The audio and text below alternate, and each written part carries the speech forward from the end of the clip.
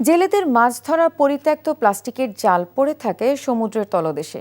সেই প্লাস্টিক ভেঙে তৈরি হয় মাইক্রোপ্লাস্টিক, যা মাছের মাধ্যমে মানব শরীরে গিয়ে ক্যান্সার সহ নানা জটিল স্বাস্থ্য সমস্যার সৃষ্টি করছে বলছেন গবেষকরা।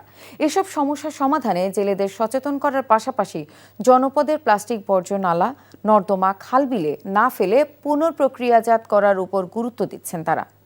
চট্টগ্রাম থেকে শামসুল হক হায়দরের রিপোর্ট, ক্যামেরায় ছিলেন এনামুল হক। বান্ডেল থাকলে প্রতি সেনমানিতে টাকা বাঁচবে। বিকাশ সেনমানি বান্ডেল কিনে জিতুন প্রতি লেনদেনে।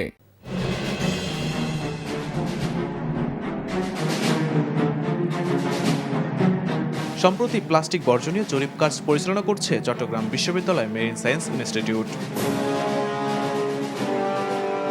এতে দেখা যায় যথাযথ ব্যবস্থাপনার অভাবে চট্টগ্রাম নগরীতে বছরে ৭০,৮৩৩ মেট্রিক টন প্লাস্টিক বর্জ্য নালা, নর্দমা, খাল এবং জলাশয়ে পড়ে থাকে, যা ক্রমান্বয়ে নদী ও সাগরে গিয়ে মারাত্মক দূষণের সৃষ্টি করে।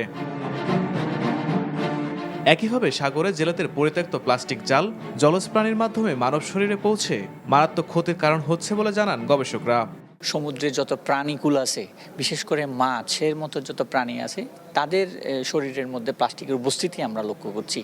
অর্থাৎ আমাদের পুরো অ্যাকোয়াটিক ইকোসিস্টেম, জলজে বাস্তুসংস্থান পুরোটাই এখন প্লাস্টিক দ্বারা কন্টামিনেট হয়ে যাচ্ছে। সমুদ্রে যেহেতু প্লাস্টিকের পরিমাণ রয়েছে, আমাদের খাদ্য শৃঙ্খলের মাধ্যমে এই আমাদের মাছ, চিংড়ি, কাঁকড়ার মধ্যেও যাচ্ছে এবং গবেষণায় এখন দেখা যাচ্ছে যে এটা মানুষের রক্তে সঞ্চালিত হচ্ছে, মায়ের মাধ্যমে অনাগত শিশুর মধ্যে সঞ্চালিত হচ্ছে। তো স্বাভাবিকভাবে এটা মানবদেহে ক্যান্সার থেকে শুরু করে হরমোনজনিত নানাবিধ সমস্যা তৈরি করতেছে।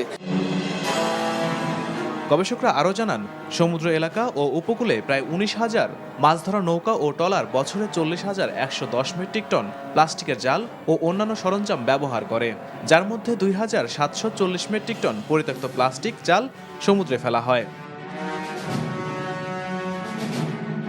এছাড়া পদ্মা, ব্রহ্মপুত্র, মেঘনা থেকে প্রতিদিন প্রায় ৩ বিলিয়ন মাইক্রোপ্লাস্টিক বঙ্গোপসাগরে পড়ছে। এ ব্যাপারে কিছু জেলের মধ্যে সচেতনতা সৃষ্টির কাজ করছে গবেষকরা। জাল যখন সাগরে ফেলি, বিভিন্ন রকমের প্লাস্টিক বাজে, বোতল বাজে, এগুলা আমরা এখান থেকে যেগুলো জালের সাথে থাকে এগুলা করে নিয়ে আসি। ট্রেনিংয়ে আমরা বুঝতে পারলাম যে ওই জালগুলা আমাদের জন্য ক্ষতিকর এবং মাছেরও ক্ষতিকর।